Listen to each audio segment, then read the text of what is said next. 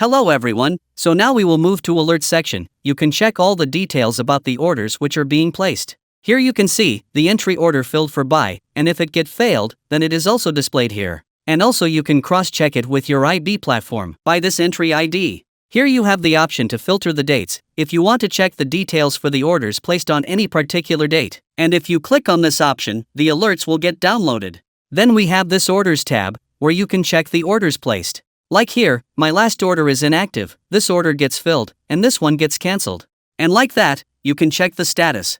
Next, we have this option of setting. Here you can see all the symbols that have already been mapped from TradingView to interactive brokers. If I search here for NQ, then you can see that the NQ is already mapped. This is from TradingView and this is from IB. All other details are also theirs. And if in case, let's say any new symbol comes, and you don't find it listed here, so you can go to Create Settings section. So here you will enter the symbol coming from TradingView, like I have put here NQ, then the tick size and lot size got auto-populated from TradingView.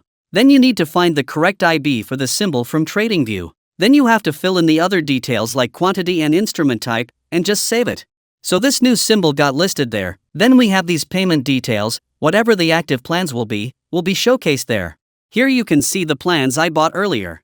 And here are some plans, you can check them out. And if you have a discount coupon code, you can enter it here and get the discount. Then you have this documentation option. When you click on it, it will redirect you to this page. Here you can see how you can create alerts for an indicator or how you can create alerts for a strategy. All the details regarding creating alerts, or the dashboard, everything is explained there is detail. And if you want to search for any particular thing, you can search it manually from here also. And for referral, you can go to the profile, and here in the referral section, you will get this link. Just copy it and send it to anyone you want to refer. And all the details regarding your referrals will be displayed here. And in case you got stuck at any particular point, you can just click here and ask for it. We have added a bot to answer your queries.